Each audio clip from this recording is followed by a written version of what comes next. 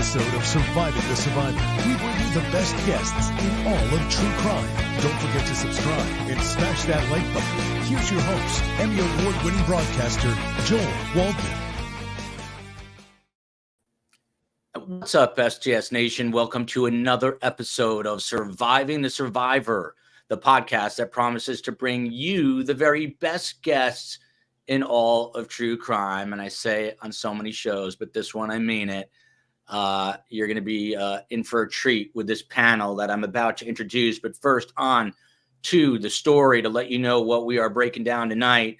It is the trial for Karen Read, day 2 in earnest here, day 2 of testimony of the Massachusetts woman.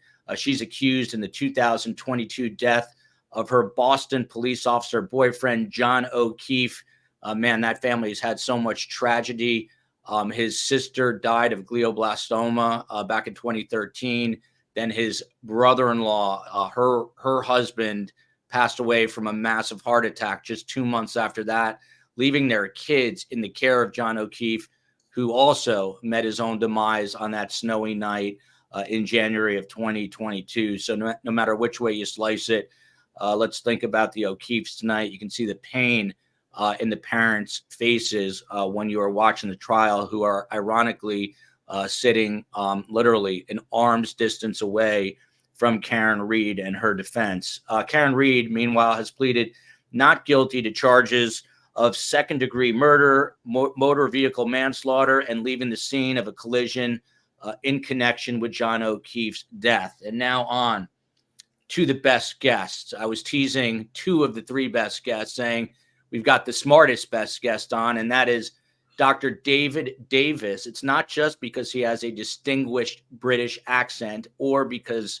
he is wearing glasses, but it is because he went to Rutgers, which is basically my hometown, and lived in my hometown, but then went on, and not a lot of people can say this, got a PhD from Princeton University, the Tigers. So we welcome him for the first time here. He's really a pioneer in jury consulting. He works with prosecutors to pick juries, as well as I think defense teams. He'll tell us more about that. He worked on a little trial called the OJ Simpson trial back in the 90s, which lasted an unbelievable 9 months. Another unbelievable person who's sort of in timeout because his audio is wacky. We're keeping him muted. Is Daryl Cohen. Now I'm going to get Daryl and Daryl. I know a Daryl Davis, and I've got a David Davis and a Daryl Cohen. So now I'm in all kinds of trouble. But Daryl Cohen is a partner in the firm Cohen, Cooper, Estep, and Whiteman. He is a star on Court TV. He's on there all the time. And another star. And by the way, your studio is looking awesome, Megan Sachs. She's a full professor of criminology and the graduate program director. Jersey is representing tonight at Fairleigh Dickinson University. She teaches classes including women in crime, serial killers, and crime policy. Amy Schlossberg and Megan co-host not 1, but 2 podcasts, Women and Crime and Direct Appeal, Women and Crime, Women Never Commit Crimes, and Direct Appeal. And that is why she is here today. Megan Sachs, look at this. I love this already off the top. Jersey strong. Why? And I asked this last night, and I will continue to ask this. Outside of OJ Simpson, I cannot recall a case that has been this divisive. Either you are for Karen Read's innocence or you're against it, and there is no middle ground. And I can tell you by my tweets that I'm getting and my email that people are taking a side here. People are strong. Oh my goodness, on this case. Yes, you are either Team Karen or you're not. This case is polarizing. I didn't begin that way. Look, it began with it's never ordinary when a police officer, just so you know, is murdered. It's always going to receive more attention than the average case, I would say. But in this case, you almost saw a picture of a woman and her boyfriend had a fight. Something went awry, whether it was in the heat of passion, whether she was inebriated, whether there were other factors at play. She hit him with her car, which of course is terrible in itself. But when you have the full story that evolves here, it becomes something so much more extraordinary Now you have the average person, who could be any of us, by the way, could be any one of any of several women that I know or you know, and her team pointing the finger at an entire institution, the institution of policing. And it's not just one police department, it's multiple police departments. They are alleging, really, Joel, a mass conspiracy. And I think what becomes so prominent too in this case is that at first to people, maybe it seemed a little far-fetched, right? How could all these people be in on this conspiracy? But as the pieces come out and as the defense kind of reveals what they have up their sleeve, you begin to see the plausibility of this. And then this becomes, and I said it once on your show and I'll say it again, it becomes David versus Goliath. And I think it was just momentous in the making. Really well put. I think it's worth saying that most people in the world have no opinion about this case, that most people probably have never heard of this case. But there obviously is a very, very large group of people that have, and they are divided in the way that you said. Yeah. And Dr. Davis, I'm glad that you chimed in here. I have a lot of questions for you, but the same question. I mean, you worked on the OJ Simpson case. That divided a nation. This is dividing a city, I would say. So I agree with you. I mean, it is, massively in the spotlights on the front page of the Boston Globe. Huge Boston story.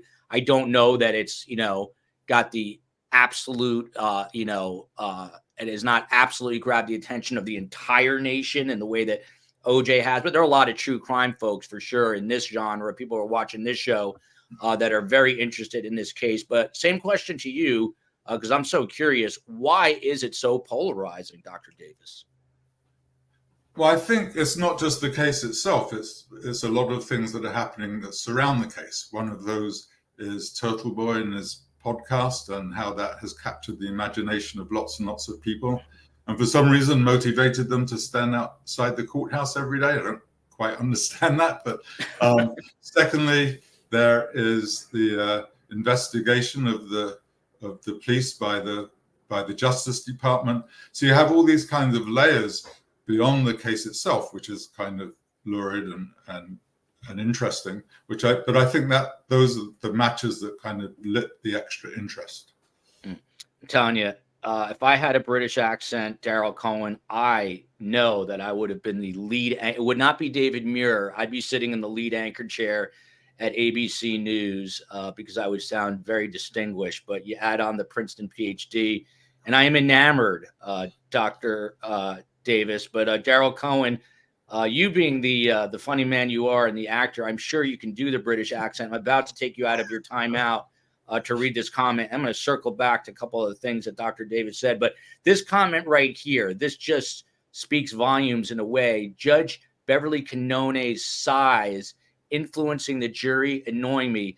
Those who are, and I'm not saying that Janet is, but those who are free Karen readers think that she is 100% biased in favor of the Commonwealth. Your response, Daryl Cohen? Response is that I am completely, clearly, and absolutely in favor of the facts as they come down in the courtroom in front of that jury. I am not pro Karen Reed, although I will tell you that Court TV is up there along with so many other people watching what's going on. I don't think that we're looking at a conspiracy. I don't think we're not looking at a conspiracy. But I will say this. If it's a conspiracy, oh my gosh, the police have been able to do something through many departments that they've never been able to do before and probably never yet again. Dr. Davis, I have to mute Daryl here. Echo. Dr. Davis, back to you. So Megan said it, very eloquently. And by the way, before I get there, let me just say that he is always the 800-pound elephant. I, at least at this point, and hope to continue, get along great with Turtle Boy. He's been on my show before. I certainly think that he has, he's coming from a very specific vantage point. He would never say that he has an agenda. I'm not saying he has an agenda, but he reached out yesterday. We had a guest on, Jennifer Roman of WBZ. She's a legal analyst for WBZ. And she said she has confirmed that Turtle Boy received a car And here comes the hate mail. Send it to Megan Sachs at hatemail.com. That she says that she has confirmed that Turtle Boy received a car as a gift from, and I wouldn't have Turtle Boy on, by the way, from Karen Reed's brother. Turtle Boy emphatically denies this. So I just want to be very clear that Turtle Boy says this is not the case. Apparently, he has receipts to prove this. I have not seen those. I am going to invite Turtle Boy on. He'll be on the show. He said to me, "Why are you talking so much about me if you're not going to have me on?" Because he has made himself a very big part of the story. And I'm going to circle back on that with all these guests to ask them about that. He's he calls himself a blogger, and he's had a huge influence on this case. He himself was sent to jail for witness intimidation. And I find it interesting because people on some media outlets do not disclose that when he's on. And I think it is important to disclose that. He's been nothing but nice to me. I like the guy. I'd like to get him back on. But I do think there's a very direct perspective that he's coming on with. And I think he's influenced this case. So we will get Turtle Boy on. I will open the platform. So all you Turtle Riders, don't come sending me hate mail. You already did that today. And not going to fall into that trap. I'm going to bring Turtle Boy on and I'm going to let him speak because he's a grown man. So from Becky Ireland, hello all, another great panel. I am not ready to pick a side yet. Now, Daryl, I was coming to you, and I completely forgot why now, which is driving me crazy. But let's just go back I think I know what it was. There was a comment earlier, and Megan said this very eloquently. It's not just one department. It includes the Canton Police Department, the Massachusetts State Police. That is if you believe this conspiracy theory, and multiple people. I'm not saying that there isn't a conspiracy because we've seen bad cops before, but how complicated, in your opinion, would it be to get all these people to work in concert? I think it would be closer to impossible. I think it would be easier for me to go to the moon without a ship being on one. I think it's virtually impossible to expect these departments, one, to want to do this, and two, to have the capacity to do it, and three, to actually follow through and conspire to make sure that Karen Reed was reading from prison rather than having a last name of Reed. Mm-hmm. Dr. Davis, back to you on this. Number one, I'm very interested in you because you're intriguing. So, by the way, can't find a photo of this guy online, which I love even more. But Dr. Davis, he goes real low key. Dr. Davis, I need to get that handsome face on a thumbnail, so I'm gonna have you send a photo. And you can call me David. Oh, beautiful, even better. See that? I love it. Okay, so and I'll ask you about the Royals later, but that's a whole other story. So. This case to me, and I'm no lawyer, I'm just a former broadcast news guy, but there is a big aspect of this case at this juncture that seems very unwinnable for the Commonwealth because you only need one juror. And it seems like at every turn, there is reasonable doubt popping its head up from many different corners. And I guess that's a tribute not just to Turtle Boy, who's been all over this, but also to this defense team. Do you see it that way, that this is a real uphill battle for the Commonwealth at this point? I don't actually. First of all, we've only had 2 days of evidence in what could be an 8-week trial, so I think there's a lot more to be heard.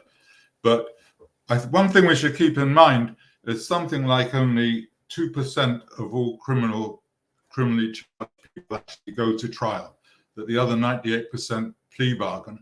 And that when you look at the 2% that go to trial, if you look at in the federal courts, there's a 97% conviction rate. In state courts, looking nationally, it's about 85. It may be a bit less than that in Massachusetts.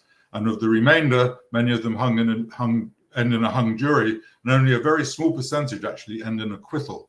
So just if that was all I knew and I didn't know anything else about this case, I would say it was the defense that had an uphill battle and not the prosecution. But I think there's still a ton of evidence. We've yet to hear it in the courtroom. I have to ask you, David, too. You pioneered jury consulting. I mean, you're one of the very first to do this. What what led you to this as a PhD student at Princeton? How did you know that you could become a man almost as wealthy as Jeff Bezos doing this? Yeah, right. Well, at the time, I was a postdoctoral fellow at UCLA and thinking about going into academia, and just got really soured on the whole idea. And I just happened to be passing a bulletin board in my department, and there was a piece of paper up there saying they're looking to hire people for a jury consulting company. It was called Litigation Sciences, and it was one of the very first ones that ever existed. And I went and got interviewed, and I got the job, and I've loved it ever since. And I love that you love it. Megan Sachs, I'm just going to feel free, everyone. Start sending your comments. If you have a comment, you want me to read it, put in the triple Q cap so it captures my attention. And we've got some sound from today. David Davis said to me, "How long is this podcast?" And I said, "It'll be the fastest 90 minutes of your life." And he rolled his eyes. So we're going to have to make this exciting for him. And I don't think Daryl Cohen ever leaves that office. I feel horrible he's muted, but I will unmute him in a moment. Last time we saw Daryl Cohen, he was on a beach in Turks and Caicos. But Megan Sachs from Jason Smith with the deadhead emoji. I like this. Space Ghost will like it even more. "I suppose no corruption or cover-up has ever happened. Well, that's it. She must be guilty." So, look, I think that there are 99.9% good cops out there. We've seen that there are bad cops out there. I mean, Derek Chauvin was convicted. I mean, there's a lot of examples of bad police. But again, Megan, it's almost like people are rooting for this conspiracy, for this corruption, because it's like they want to prove that these law enforcement officers are working together and are not, pure souls. Why do you think this is? Well, look, I think we pointed out in a previous episode, this is not the best time for police community relations. The last couple of years, what we've seen is a serious mistrust and sort of clash between ordinary citizens and police. And this always goes in waves. There's ebbs and flows. There's time where police confidence is high. There's times where it's very low. But we've seen, especially with social media and especially with Derek Chauvin and other cases, police bad practices exposed. Now, they've always happened, of course, but we just actually see more of it. And Joel, I'd like to point out also, I do teach this in some of my courses on policing. Of course, most police officers are well-intentioned and are good. But it is at times more than just a few bad apples as well. There is, systemic corruption at times. You see in certain departments, historically, there have been corrupt practices where there's a lack of oversight, you might say, and certain units or certain branches of the department that are acting kind of rogue or independent. But that is rarer. That's not the norm.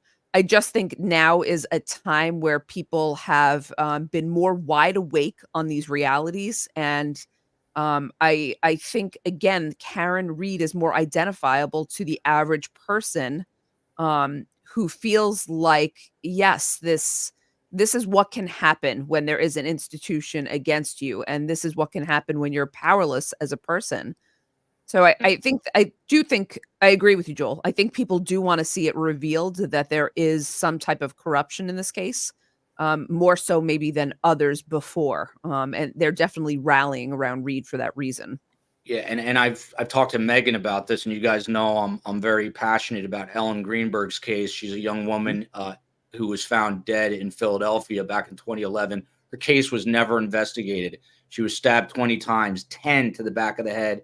An independent autopsy showing that 2 of the stab wounds were post-mortem, and it was ruled a suicide. I'm working with some people behind the scenes to hopefully get a rally. We're doing a book signing in Philly on May 23rd, and we're going to try to do something. And I'd obviously invite Megan and Amy to join us on May 24th. By the way, Megan, you better be at my book signing in New York City, which I'm going to tell you it's on May 19th. I'm going to send you and Amy an invite. So that's what you said last time, Joel, but I'm still waiting. My box is still empty. I'm doing it right after this show. Please remind me. Back on track here, though. Jessica Ashley, this came up yesterday, Daryl Cohen, and this is interesting. In describing injuries, there's this whole thing we know about Chloe, the German Shepherd. Some people say those are dog bites on the arm. Others say they are scrapes from blunt force trauma from being hit. But it was revealed that there were no injuries to John O'Keefe's torso, and he was a rather large man. How do we explain that? Could it have been that he was bending down potentially at the time of impact? I think that we have to understand if it can happen, it will, and usually does. Sometimes the unexplainable is just unexplainable, and you try to have a theory here or a theory there to explain the unexplainable. I don't know if it was a dog bite. I don't know if it wasn't. But what I do know is that once that jury listens to all of the evidence, watches the facial expressions, the body language on Karen Reed and the witnesses, we're going to have a much better idea of what's going to happen when they come out with a verdict. And quite frankly, it could be that with Turtle Boy and everyone doing the pretrial publicity, that this jury, regardless of whether they believe it or not, is going to be tainted. And it may be that there's going to be overwhelming evidence, and there could easily be a not guilty, or more likely than not, a mistrial. It's just hard to say until we see how it plays out. And we don't know how it's going to play out until it does. It's predictably unpredictable. And David Davis, to you, who is an ideal juror for the Commonwealth in this case? So I can really only speak very generically about this. I don't know anything about these actual jurors, and I don't think I know enough about this case to say what an ideal juror is. And so some of this is going to sound. If you were consulting, just based on what you do know, who would you want the Commonwealth to pick here? I would want people who were politically conservative. I would want people who believed in law and order. I would want people who were very conventional in their thinking and tended to feel that following rules was something that was very important. I would want people who were more conformist than non-conformists. And those would probably be the major characteristics that I would look for. And on the flip side, with that, Megan, I just wonder if that makes sense to you too. Yeah, sorry. Obviously do not have your specialties, but that's exactly what I was thinking in terms of you just want conservative people who are rule followers, law and order oriented. So yeah. And on the flip side, David, who would you prefer that the defense choose to defend Karen Reed here? So obviously it would be the opposite of all those things that I just said. But I also think if I'm a criminal defense attorney, I want as many kind of idiosyncratic, unusual, different types of people on the jury than you find in the average population of people. I was going to say we should put the Turtle Boy. I'm going to bring him on at least one time because I want to hear what he has to say. But I was going to say we could take a poll about it. He's going to message me again. I guess he watches the show, and he I don't know if he likes or hates the fact that we're talking about him, but he's part of this story now. Daryl, back to you on this, and then we'll make our way back to Megan here, going the other way around the clock here. From grandma of 3, that's a lot of work, but good luck with that. Why are they not? I just left my mom, who's a grandma and a great grandma. Daryl, why are they not giving grounds for the objections? They say objection, and Judge Beverly Cannoni rules immediately. Why is that happening? Every judge is different. Every courtroom is different. Every trial is different. It could be, and I don't know that, but it could be the judge knows what the objection is, even though the objection is not stated, other relevance, hearsay, whatever it may be, asked and answered.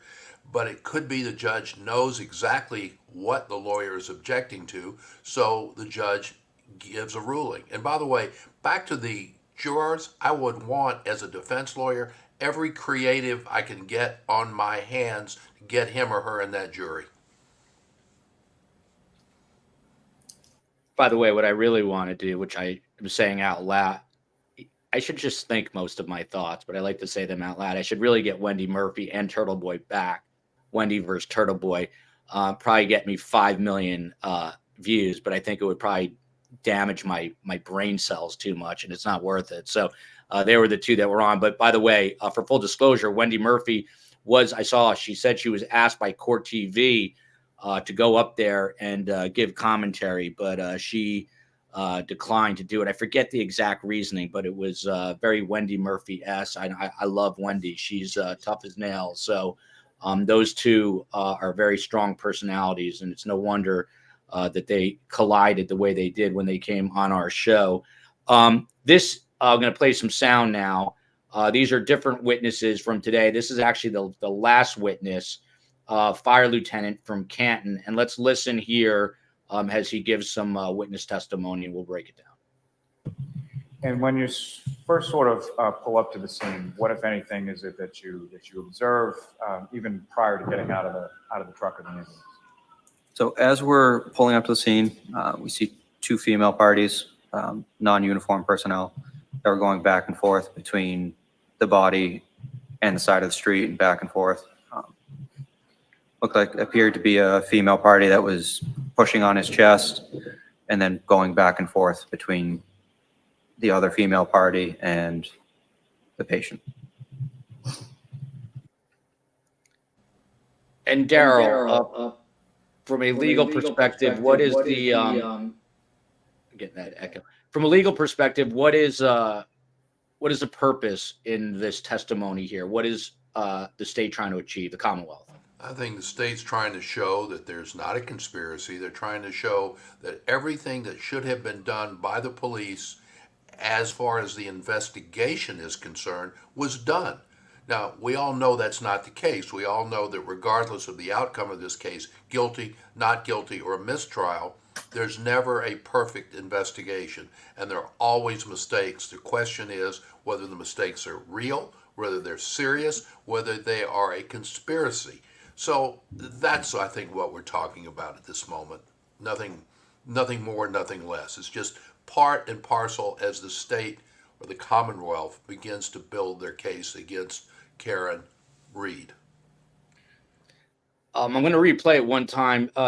David, if you can, after we watch this, I'm curious, take us inside, the mind of a juror. What, they don't come into this with the same knowledge as everyone else. They're supposed to be impartial. Let's watch it again and tell us how you think jurors might perceive this.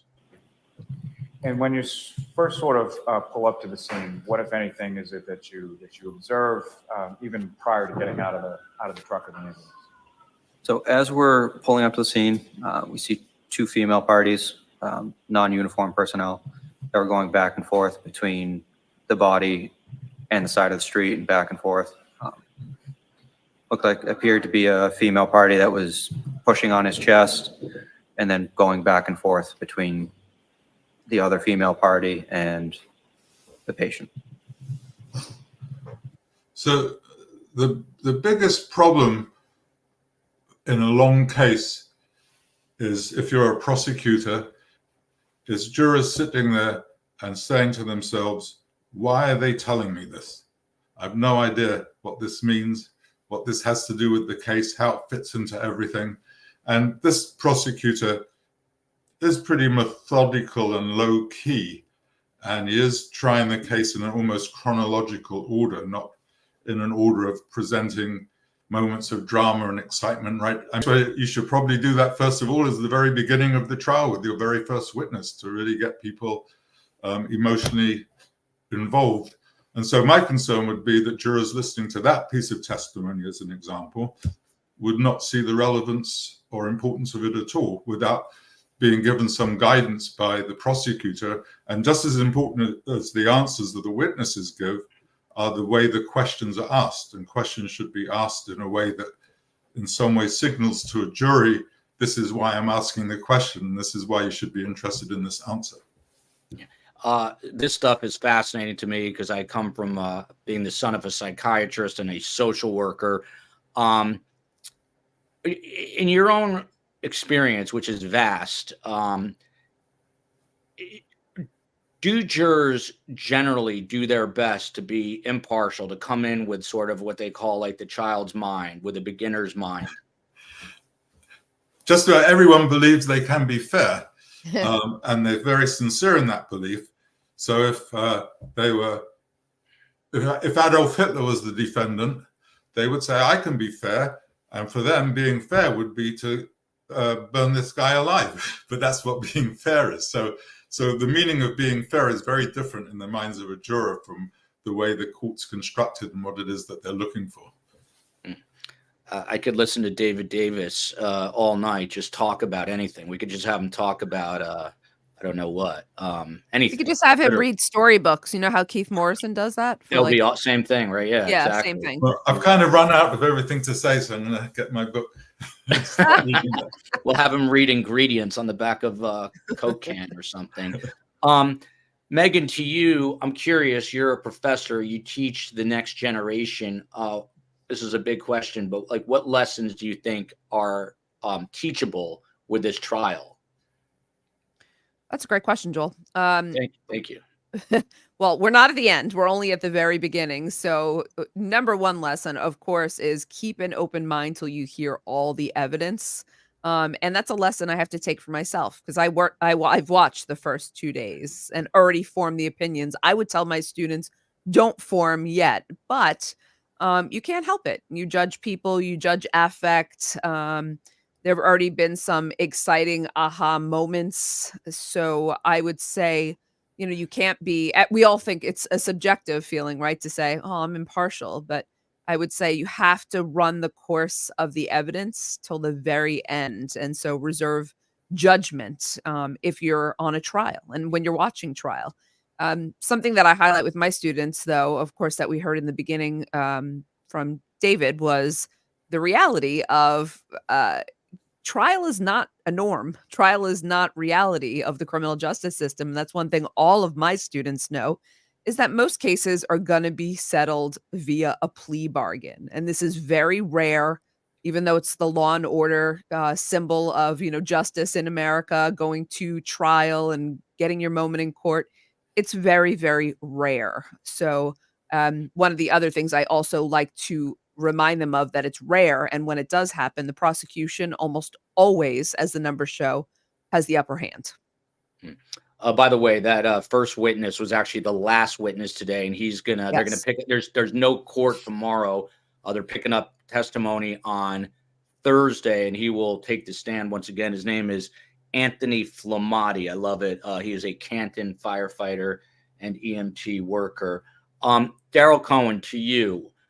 You are literally and figuratively an actor and a good one, and you're funny, and you bring I love the quirkiness that you bring to this show and to life in general.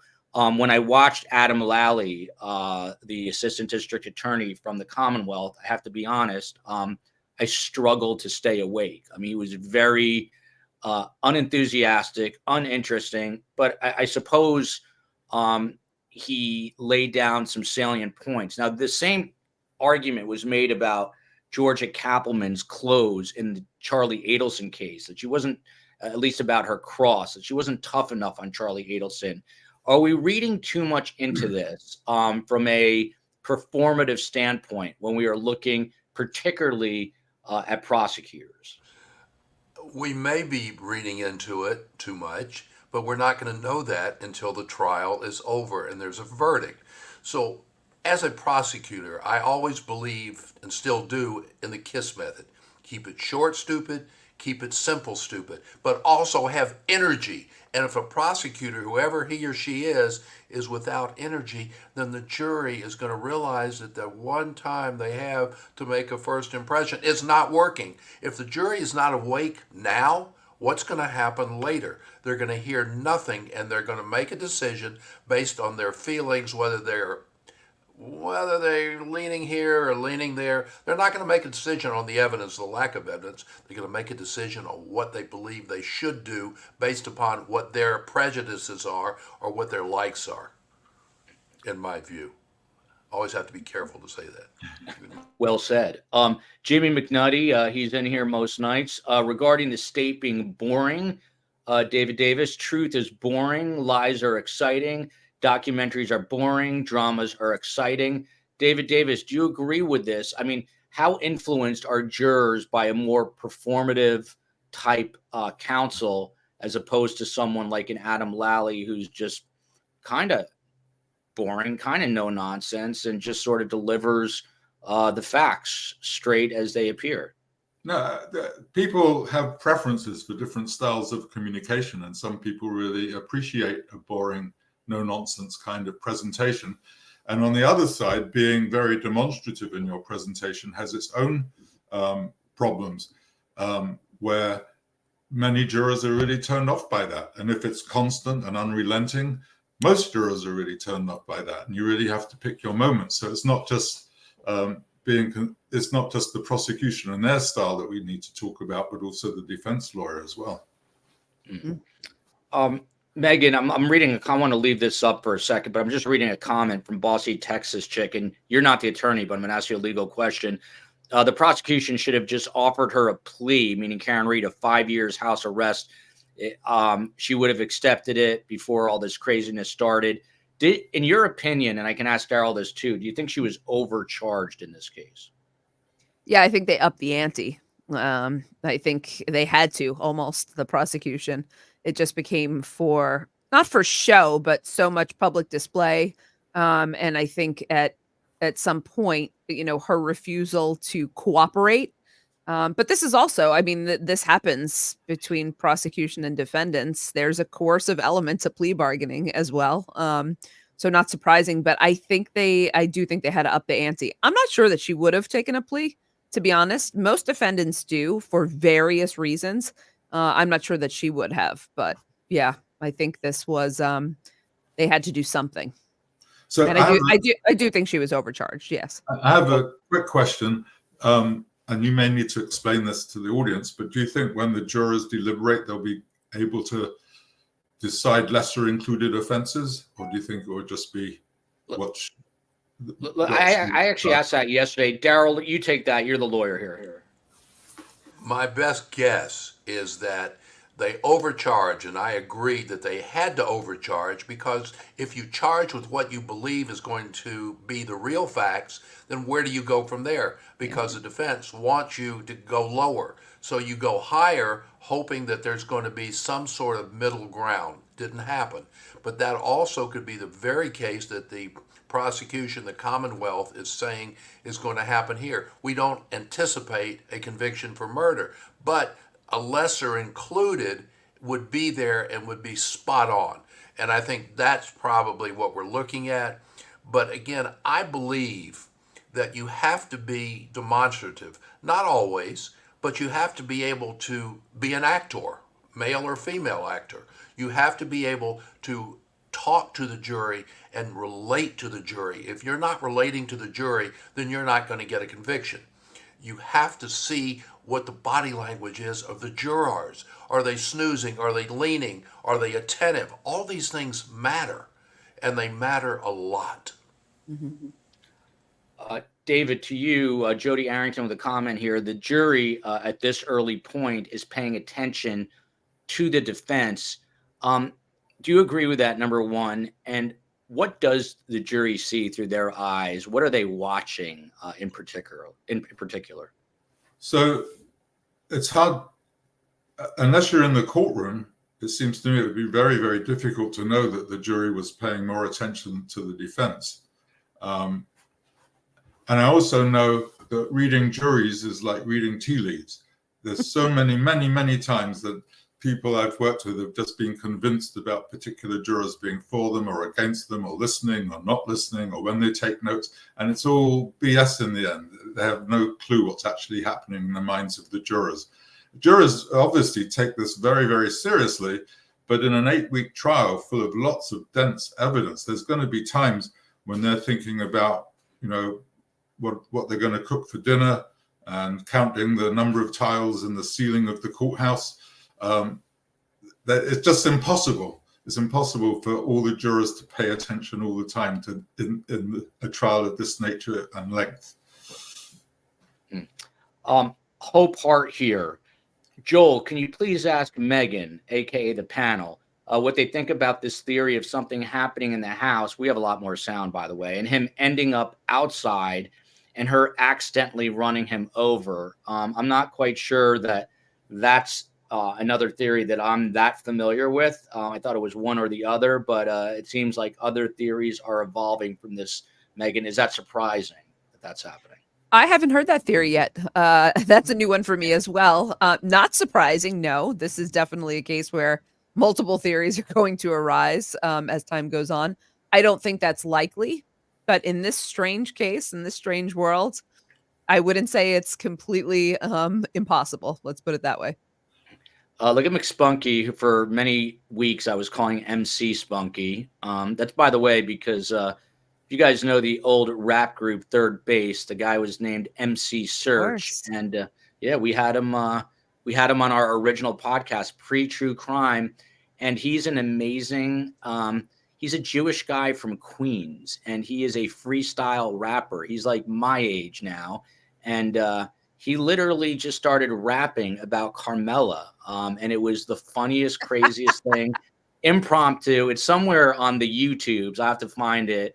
And Carm loved it, of course, because he was rapping about her. And then Carm started rapping, and they had a rap battle. And that exists somewhere on the internet. Where, I don't know. But look at McSpunky here, gifting 20 Surviving the Survivor memberships, embarrassing all of us. The guy is generous, way too generous. Wow. So thank you to McSpunky for this one.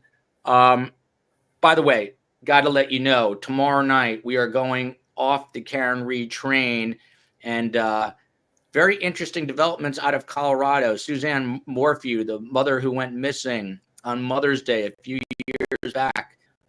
Guess what? They're now calling it a homicide and found animal ingredients from animal tranquilizers in her system. And guess what? Her husband, they found an empty animal tranquilizer cartridge in their washer dryer. So we're going to re-explore what's going on with that. Joel, don't forget, sorry, that her husband also admitted to using tranquilizers on large animals for various reasons. I just want to point that out. I'm kind of into that case too. Yeah, he was allegedly chasing chipmunks around the house, but people think he was chasing his wife. Well, we're going to get back to that. And he was actually very close to being brought up on murder charges, maybe even was, but the state pulled back at like 0 hour. And so I my guess would be he's going to definitely be facing another prosecution in the near future, but we're going to break that case down with the experts tomorrow night. This next piece of sound, this guy was, to me, the most likable of the crew today, firefighter Timothy Nuttall. And let's listen here to what he has to say, and then we'll break this down. 8th, telling Trooper Proctor that while you were rendering aid, you heard Karen say, "I hit him," to another female on the scene. To another female, as I stated, I heard several times, "I hit him." In terms of who that was directed towards, I mean, again, focused on patient care. Understood. My question was a little bit different. Do you recall telling Trooper Proctor specifically that while you were rendering aid, you heard Karen say, "I hit him," to another female on the scene, and the other female told Karen to be quiet? I do recall that. Okay. That's not what you testified to today, though. Okay. Matter of fact, that story has changed to you posed a question and she answered your question, correct? Correct. So which is it? So when ventilating a patient, typically that is also used to gather information from bystanders, because as I'm ventilating, I can real quick look around. Do you know this individual? Do you know anything about this individual? That's fairly typical for any scenario in this. It's a very quick information gathering strategy. But you'll agree that your testimony today has changed from what it was from your statement to Trooper Proctor on February 8th. I don't know if it would so much say change, sir. To be honest, I don't fully recall that meeting with Mr. Proctor. You don't, I'm sorry. I remember meeting with him. However, I don't fully remember what was discussed. So it's fair to say that your memory is a little bit faulty as it pertains to that time frame. Absolutely. Okay.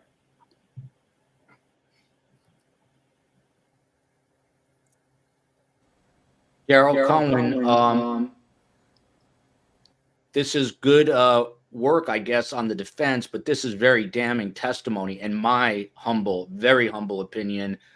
This is firefighter Timothy Nuttall saying that he heard Karen Reed repeatedly say, "I hit him." There's a lot of pro Karen readers who said that she was asking the question, I hit him, curiously. But Daryl, we'll break this piece of sound down. We'll go. I'd like to get everyone's take on this piece because it's arguably the most critical piece of testimony so far. Daryl, go ahead. I'm at the point of I don't understand.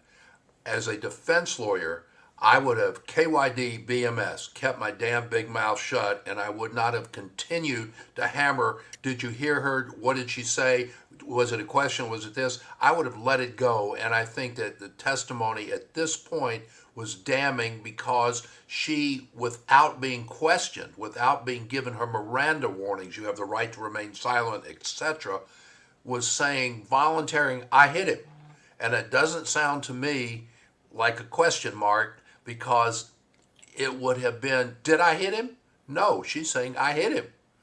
And take it wherever you want to take it. But my view is damning, not good on the part of the defense lawyer. I would have let it go. I can guarantee Daryl he's going to get the hate mail. They're going to find his email because he said that she did not ask the question, and I got that. But Daryl, just back to you for one moment. How important is it for a defense attorney to know when to stop speaking? Well, it's great. You have to know what you don't know, and you have to know that when you're asking a question, if you don't know exactly what the answer is going to be, you have to be very careful and feel as if you're walking on very thin ice on Lake Michigan or some other lake, some pond, where if you ask the wrong question, you're going to fall through and you will never recover from that. I'm not saying this lawyer won't recover, but I think that he should have stopped when he got the answer he didn't want and let it be. Thank you very much. Turn around, look at the jury with a knowing look, and walk away. I would love to see Daryl litigate in the courtroom. I'm going to play just the very beginning of this one more time, and then we'll go to Megan and David here. Do you recall on February 8th telling Trooper Proctor that while you were rendering aid, you heard Karen say, "I hit him," to another female on the scene? To another female, as I stated, I heard several times, "I hit him." In terms of who that was directed towards, I mean, again, focused on patient care. Understood. Megan Sachs, he says he heard clearly, "I hit him." This is literally the crux of the case. Did she hit this guy and kill him or not? And you've got look at this guy. I mean, all-American, innocent firefighter, Timothy Nuttall. This guy does not look like a corrupt, slimy person in any way, shape, or form. How big an issue is this for the defense this early on? Yeah, I thought this was a real win for the prosecution. This witness comes across, of course, as extremely credible, extremely competent, even keeled. I think all positive qualities. So when he's stating what he heard, he's believable. And I would agree. I don't think the defense, this was not a win for the defense. Let's put it that way. And they did do a very good job with other witnesses. But in this case, I believe this was very strong for the prosecution. This witness was very good for them. And I think his statement comes across as very credible. Just very quickly, one more time, David. That while you were rendering aid, you heard Karen say, "I hit him," to another female on the scene. To another female, as I stated, I heard several times, "I hit him." David Davis, what do you think your jurors, not your jurors, but you get the people that you pick and help pick, this is a very salient point, I think. Are they these simple moments in the trial that stick in the back of these jurors' brains? This innocent firefighter saying he heard her say, "I hit him." Is that something that's going to stick in their mind? I think so. I think it's an incredibly important part of the trial. I should say that memory is incredibly fertile ground typically for a defense attorney, because the fact is people don't have great memories and they don't always remember things exactly the same way at two different points in time. But if you're a defense attorney and you want to point out inconsistencies, you want those inconsistencies to be consequential. And in this instance, it seems to me he maybe raised an inconsistency, but it's an inconsequential inconsistency. And in doing that, he only reinforced the point that the prosecution was trying to make, it seemed to me. Megan, two questions, because you're so good. You can answer either one or both. But legal-minded friends, Karen Cole here says, I still have a problem understanding why Karen Reed went so early looking for John if she dropped him off safely, and why call a friend to go with her. That's number one. And number two, back to what we were just talking about, what do you think about someone saying Karen repeating, is he dead, versus repeating, I hit him? Two very distinct things here. Well, first, I'd like to say one of the things that does trouble me about the case, and has from the start, is also the fact that at just after 4:00 in the morning, Karen is up and very distraught over John. But let's point out, they were drinking very heavily. And I do believe that could have impacted her response as well. And also, I don't know, is John the type who would have been home by a certain time? He has children in the home. Is this out of the ordinary? Was she super concerned because of the nor'easter? I will say I agree. I found that to be just a little bit of a flag for myself as well, that it was extremely early to be calling other people. That was just something that I thought. But there are any number of reasons that can explain that. And we react very differently to stressful situations, especially when we might be under the influence as well. So there's that one. The second question, Joel, was something about what Karen had asked. That's a great question. It was the difference between I did this or I hit him. Yes. Yeah. No, is he dead? Is he dead and I hit him? It's either, I did this or is he dead? I did this or is he dead? Or I hit him or is he dead? Well, I mean, those are two very different statements and have far-reaching and very different implications. I hit him is very damning versus asking, oh my gosh, is he dead? That's a very, very different question, which I don't think holds as much weight as her stating or someone believing that she stated that she hit him. But it appears that this guy, Firefighter Nuttall, heard I hit him. He didn't hear the did I hit him. So that's what I'm saying. I think that's a very critical piece of testimony. Sure. I do too. That we just saw I agree. today. Daryl Cohen, as I unmute you in a moment, but let me get the question out. This guy, Michael Proctor, he's the lead investigator, state of Massachusetts, who is now under investigation himself. And this is where truth is stranger than fiction. And it is purported to be related to this. So how big an issue is Michael Proctor for this kind of writ large? But is this something that the jurors are even going to know or find out much about, in your opinion? As a jury, it's very unlikely they will find out anything.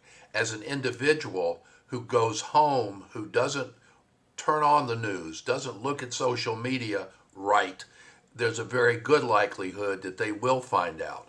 Now, the fact that he's under investigation doesn't bother me, because anyone who is a leader is going to have his or her detractors and his or her people that think he or she is great.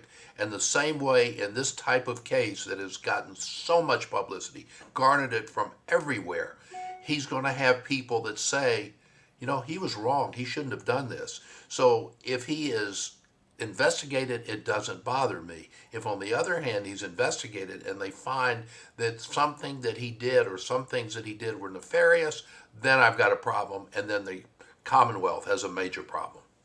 Right. And on here to In Lucky We Trust, back to Megan on this one. None of the CW witnesses that were first on scene saw any pieces of red taillight, yet the shady investigator found multiple pieces after 10 plus more inches of snow. How would you explain that? This is one of the big puzzle pieces in the whole conspiracy theory, that they say that Karen Reed's taillight was not broken. Something that, pro Karen readers are emphatic about. Thank you, Joel Endy, much better guest tonight. Happy to please everyone here. It's my purpose in this world. That means that they agree with them, I think, for the most part. But how big an issue is this? I mean, these were very weird conditions. It was a snowstorm. It was dark.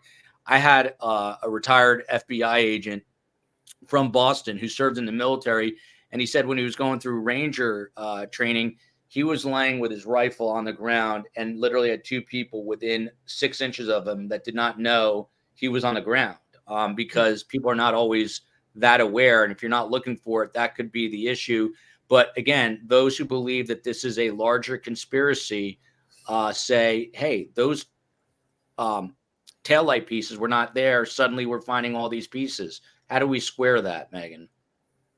Oh, that's going to be very hard to square, but I don't think it's just one witness saying it. What I think is that when multiple witnesses, multiple credible witnesses, when we have strong ones are saying this, it's reinforcing it over and over again that the jury will hear. And I think they've already heard from people. I didn't see this. I didn't see this.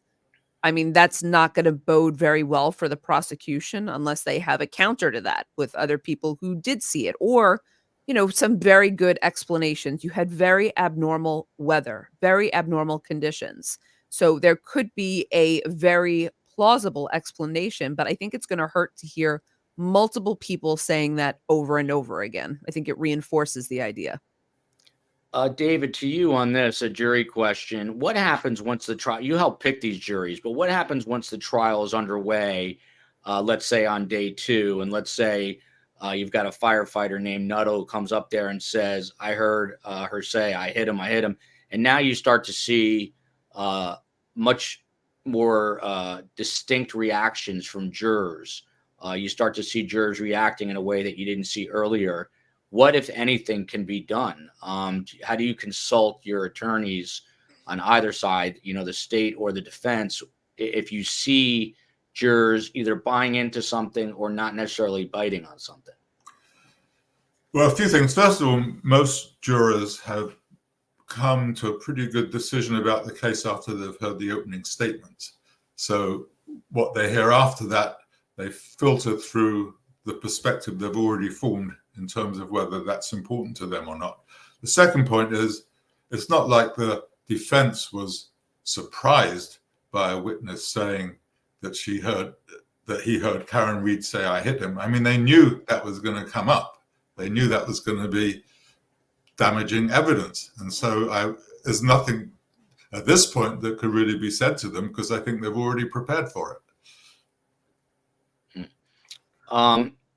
This is just an interesting comment. I'm looking at Mira Hardy, because you have these big shot attorneys from LA coming in, throwing out a conspiracy theory and paying, says Turtle Boy, he's going to get pissed at me, to go out there and have people holding signs and wearing T-shirts, free Karen Reed.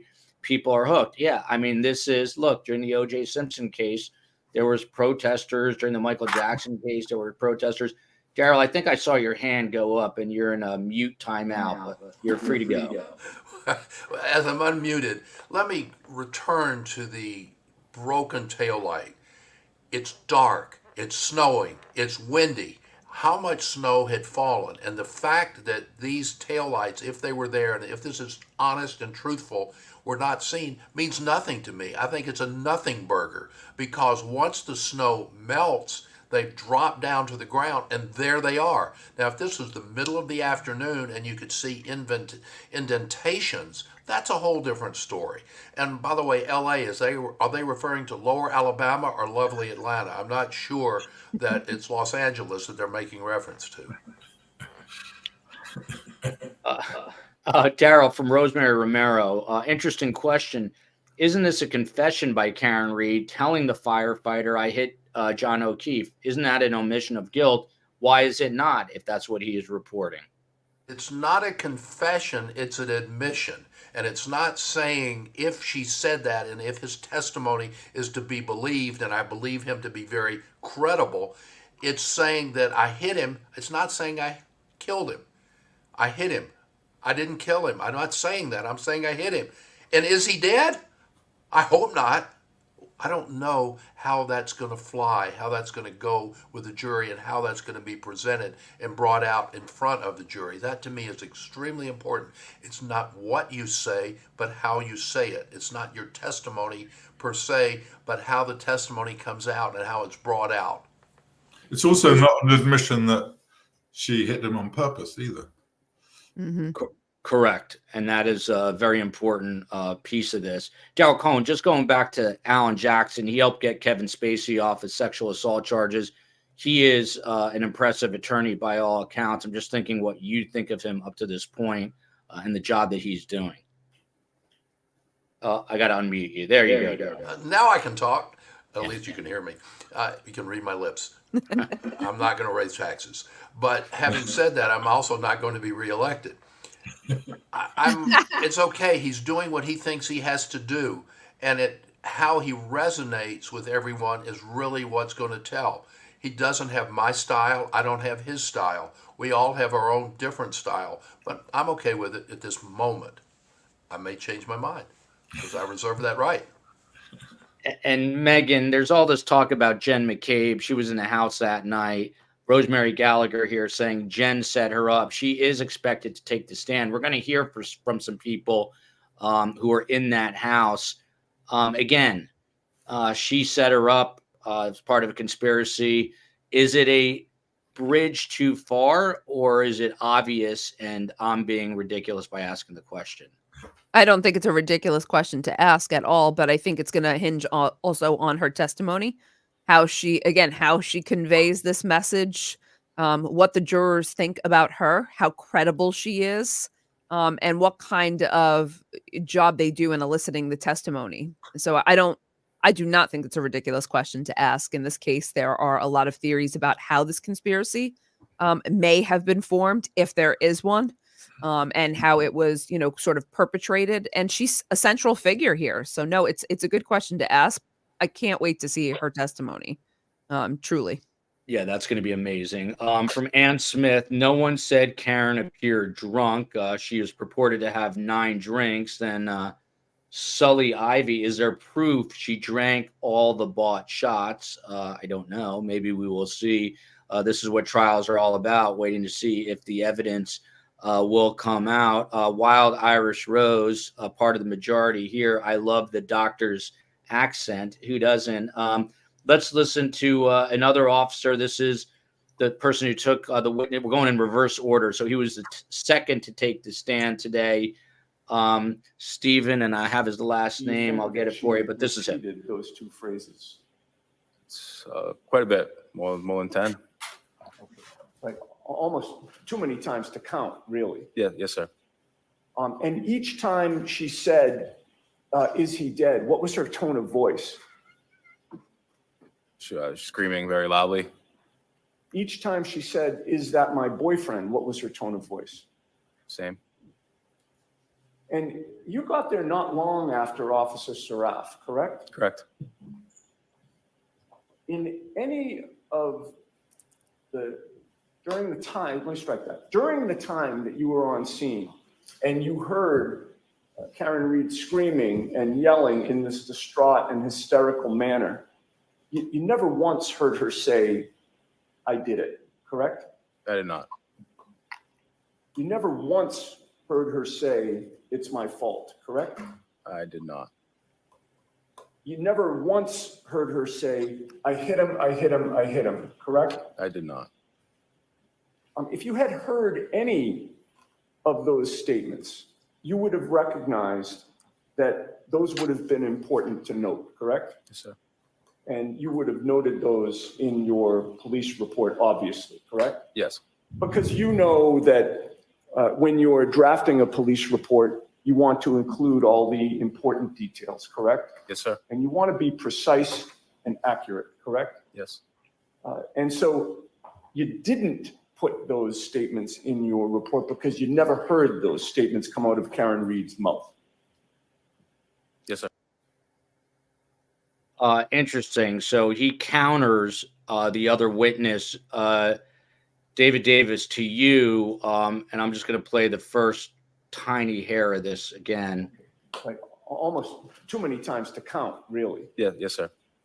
And each time she said, is he dead? What was her tone of voice? She was screaming very loudly. Each time she said, is that my boyfriend? What was her tone of voice? Same. And you got there not long after Officer Saraf, correct? Correct. In any of during the time, let me strike that. During the time that you were on scene and you heard Karen Reed screaming and yelling in this distraught and hysterical manner, you never once heard her say, I did it, correct? I did not. David Davis, if you're a juror who you deal with often, I hear one guy saying, a firefighter saying, I heard her say, I hit him, and then you hear the police officer saying, I didn't hear that. How do you negotiate that if you're a juror sitting in the jury box? Well, I guess you could argue that it kind of undercuts the conspiracy theory, doesn't it? If he says he didn't hear it. But I'm not sure. I think they have to look at, it's not one particular statement, it's how it all wraps together and fits together. So it's hard to say how they would have reacted to this one thing. Although I think, I think a really important part of this case for the jurors is whether Karen Reed acted in a way that you would expect someone to act if they had hit someone and knew they had done it, or not doing that. And so I think everything that these witnesses are saying is put into that filter. Is that this type of thing that Karen Reed would have said if she knew she had hit him? So if she's guilty and she didn't say it's my fault, is that a sign of guilt, or is that the sign that she didn't hit him? It all gets judged in that kind of way. Megan, and then to Daryl on this one. Again, this is kind of the counterweight to Timothy Nuttall, who said, I did hear her say I hit him. This guy did not. He also, by the way, this is Officer Stephen Mullaney. He's been with the Canton PD since 2020, but full-time, I think, just since 2022, which is roughly around the time this happened. He also went on to say he did not see any taillight pieces at the scene, and he said he was about 10 to 12 feet from where the body was found. Again, a snowy, dark night, so I don't know how much you can put into that, the fact that he did not see any taillight pieces. But Megan, what about the fact you've got this one credible witness saying one thing, another credible witness saying another thing? You've studied enough of these cases. What do you think the jurors are thinking at this point?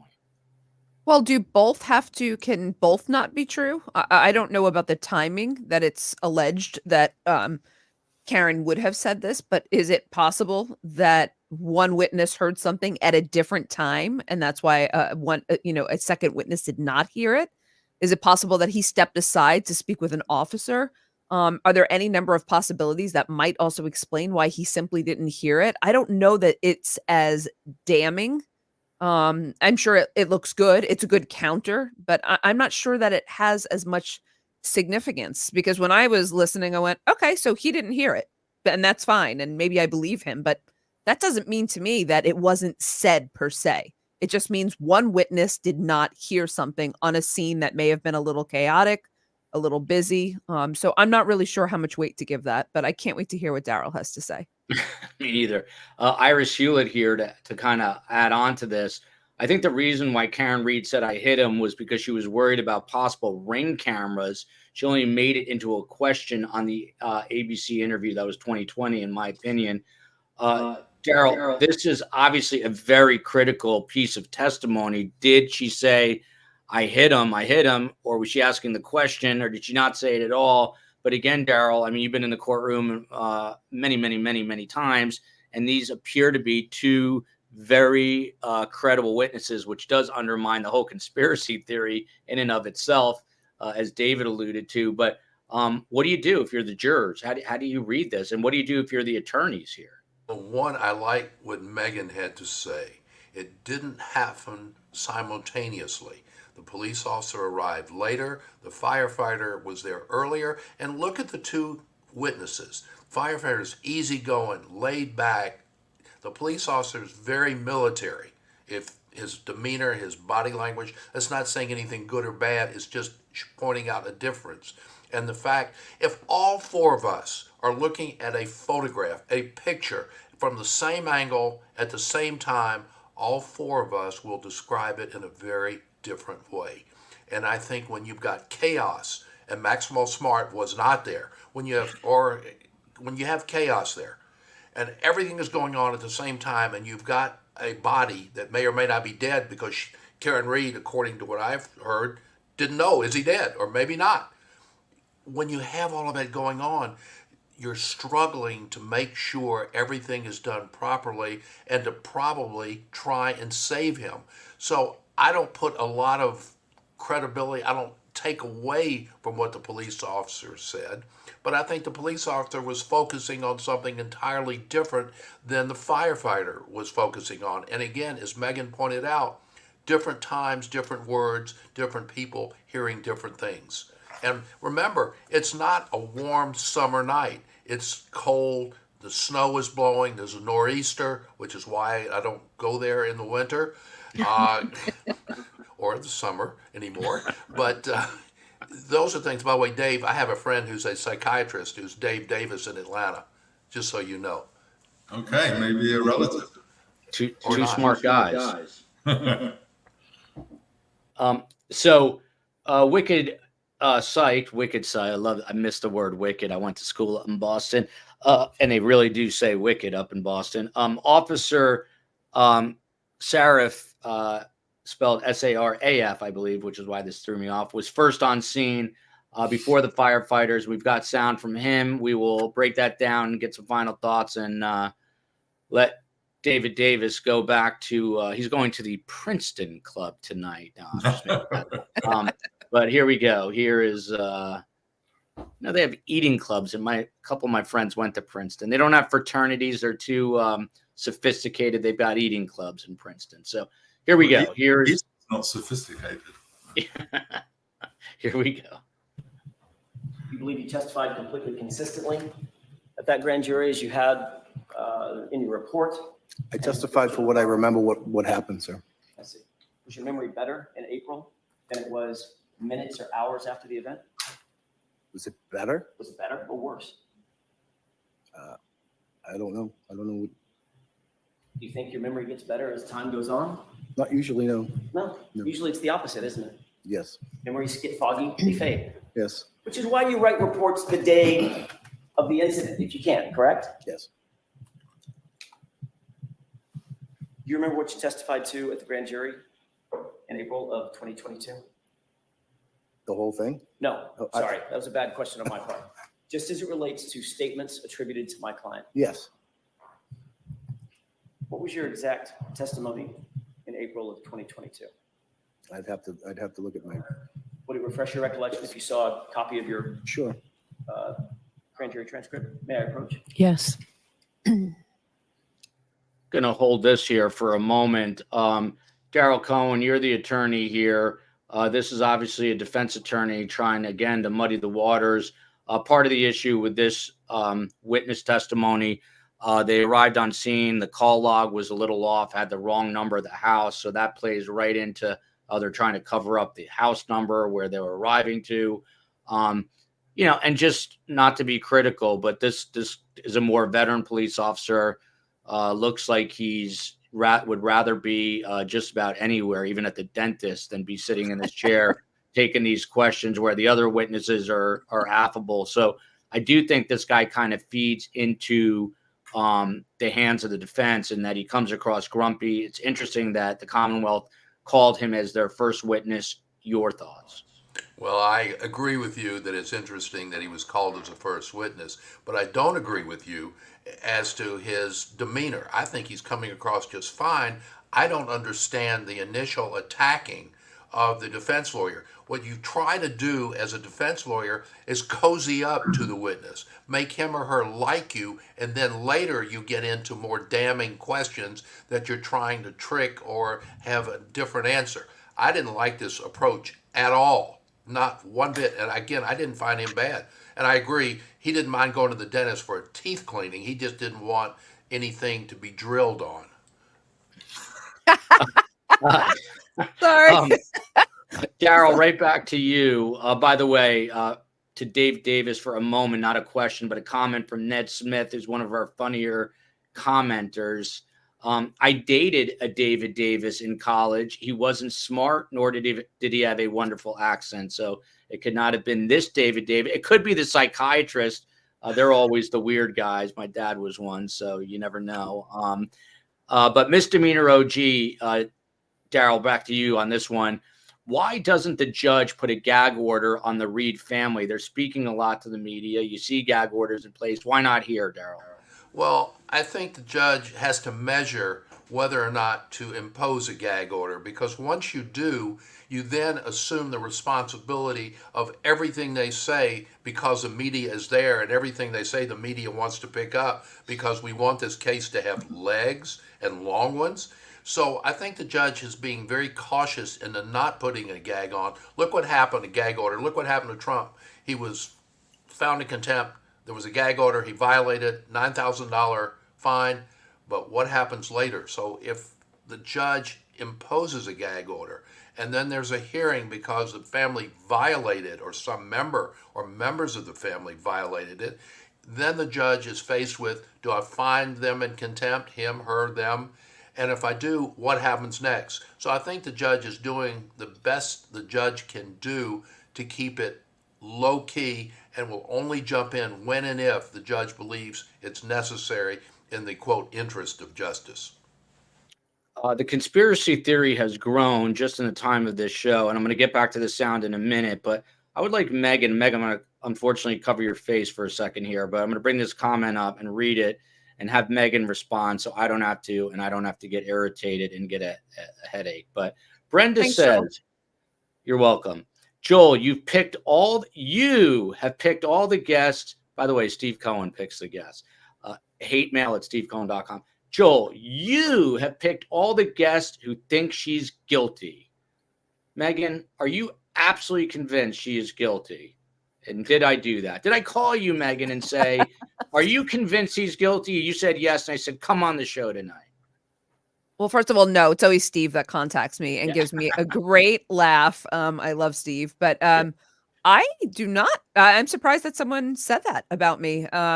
I am undecided. Welcome to my world. Yeah, I guess people see something else. I am not of the actual camp that I think she's guilty. While I do think the conspiracy is a little bit harder to prove and maybe wrap my mind around, I mean, we're at the very beginning, so I just want to preface that, but I see great reasonable doubt. And I also thought that this witness today, Saraf, was very good for the defense. So I'm definitely not a pro-guilt person right now. I'm taking the advice I would give my class. I'm keeping a very open mind and letting the evidence guide me. I love the Princeton comments coming in. This one from Nacho's mom. I went to the Princeton Club in 1979, and they had murals with nude women on them. I love that. My very good friends, Mike Wexler and Steve Isakoff, both infinitely smarter than me, went to Princeton, and I'll just never remember going to the eating club where the waiters were in, they have waiters in like white, I don't know if it's still like this, but this was like the late 80s, in white, like butler coats with the black bow ties. I felt very, let's just say, out of place there, but it was fun nevertheless. Let's play this sound, and we'll get Megan and David's like, get me out of here already. This has been too long, but let's play the end of the sound, and then we'll wrap it up. I promise. Here we go. Page 18. Let me know once you remember. Again, this is the first officer on scene, Steve Saraf. Yes, it does. In fact, on April 14th, 2022, months after this event, for the first time, you said, quote, and these are your words, tell me if I get them right. She, this is my fault. I don't know. She said, I can't believe this happened. I mean, she kept asking if he was going to die, if he's dead. And, I just basically said, we're doing the best that we could. end quote. That's correct. Mayor Roach. Yes.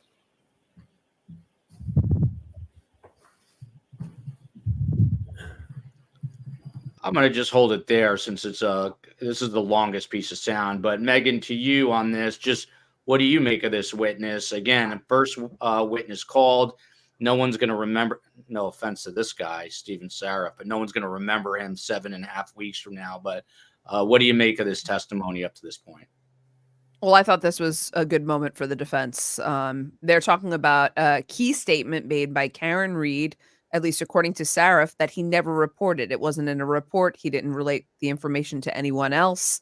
And he remembers this information much, much later. And they're pointing out that that's not the way the memory usually works. And I thought it was kind of an aha moment for me, whereas I didn't think that about every piece of testimony from every witness, but I thought this was a really good moment for the defense.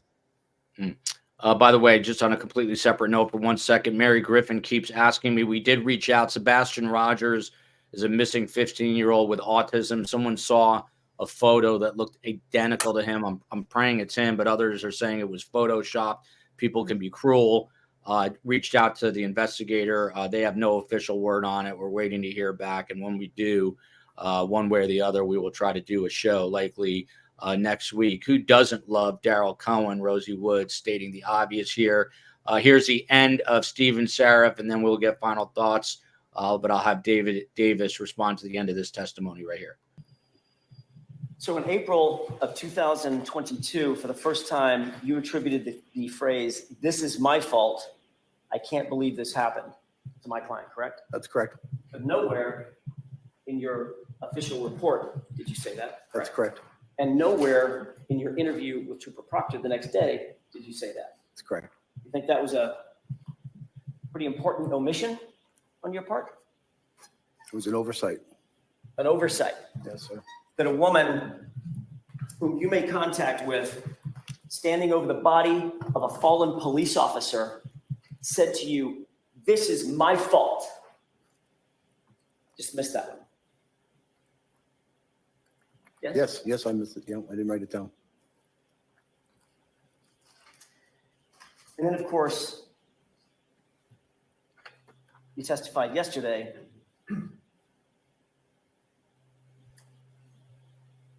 and your statement changed again.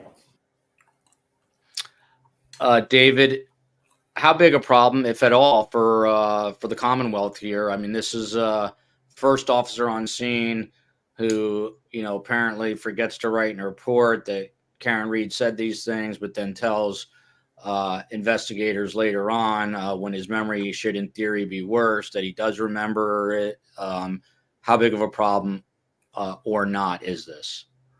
Well, first, I want to say I never belonged to an eating club. I was never invited to belong to an eating club, and I never would have joined one had I been invited to belong to an eating club. And second of all, I know very little about this case, so I'm perplexed to be told that I already have decided that Karen Reed's guilty. But I think, first of all, and third of all, I'm surprised that the prosecutor didn't foresee this line of questioning and prepare for it in his direct examination of the witness. It seems like a pretty obvious thing that the defense attorney would have asked him about. And it seems like it's something the prosecutor should have prepared for. He didn't, and I do think it was damaging. How strong it becomes over the course of 8 weeks, I don't know. How it's going to be used in the closing arguments, I don't know. But as of today, I think it was a damaging testimony. Very well said. Megan Sachs, love having her on the show. The Jersey in her makes me very happy. She's a full professor of criminology and the graduate program director at Fairleigh Dickinson University. She teaches all sorts of classes that you young kids should take. And she and Amy Schlossberg co-host not one, but two podcasts, Women and Crime and Direct Appeal. That is Direct Appeal. Two podcasts. I had to say it twice for each. This brings me, and I think I asked Megan this question a lot. We'll get her final thoughts. But first, Angel Schultz, the true victims of this crime, Officer O'Keefe, niece and nephew, who are now parentless again. They lost their biological parents. John was parenting, and then they lost him. I think about the losses they have suffered, and this whole case being in the headlines every minute. I hope for their healing. Megan, when you teach this stuff to your students, how important when you're, because we forget about it all the time, admittedly, but the true crime is true crime because it's real people. And I look at the O'Keefes and their faces crush me every time I look at them. You can see the pain in their face. You could hear it in Paul O'Keefe, the brother. How important is it to teach your students about empathy and the fact that these are real victims, not just characters in a story? Super important for everyone involved. The first victim, the secondary victims, the offenders and their families as well. Like there has to be a recognition, of course, that these are real people who've suffered such tremendous losses in ways that are very hard to measure.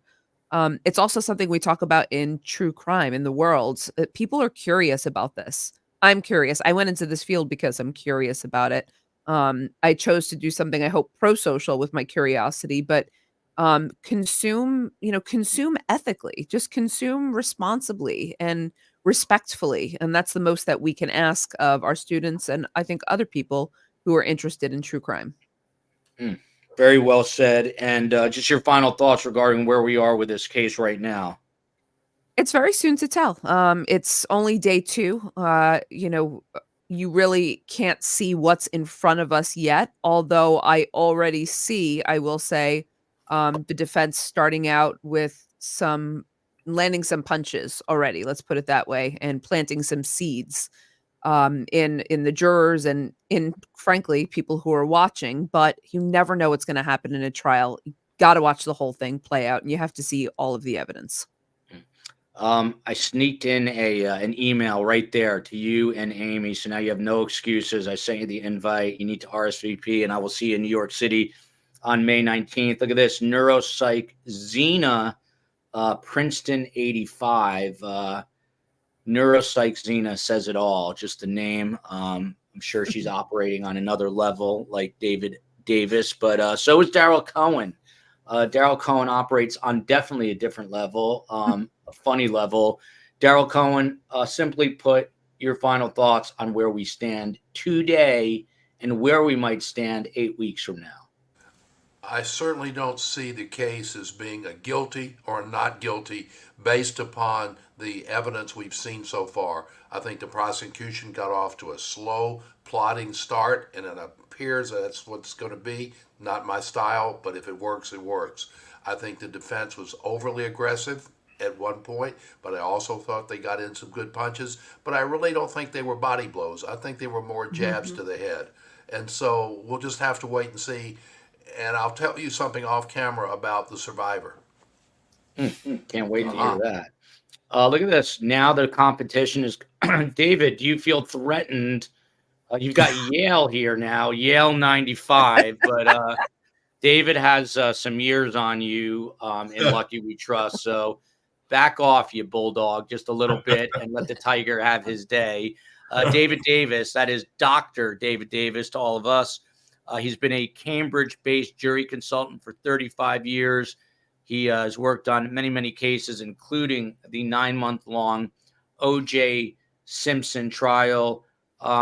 Broadly speaking, David Davis, and I'm going to send you an invite to the Boston book tour on May 15th. Would love to meet you in person. Just your general thoughts. I know you haven't followed this case, in great detail, but from a macro perspective, with all your knowledge on jurors, what should we watch out for regarding them as we move forward? Well, I just want to say that I was very touched by that comment from the viewer who talked about the tragedy of what happened here. And I just think that it's very easy to look at this whole thing as entertainment in some way. And it isn't entertainment. It's about real people and real pain and real tragedy. And I'm sure that the jurors are not looking at this as entertainment, but see the seriousness of it too. And that is something we always have to keep in mind for sure. And I'm glad that David Davis put an exclamation mark. I used to say exclamation point, and someone said it is not a point, it is a mark. So now I always say exclamation mark. If I'm wrong, STS will let me know. Here's the STS Nation poll. I'm here because free Karen Reed, 27%. I think Karen Reed is guilty, 12%. I know the Karen Reed case, but want to see more. Thank God that is the highest one at 38%. I'm just learning the case at 23%. So a long road to hoe, as they say. And we are going to see as this evidence continues to come out.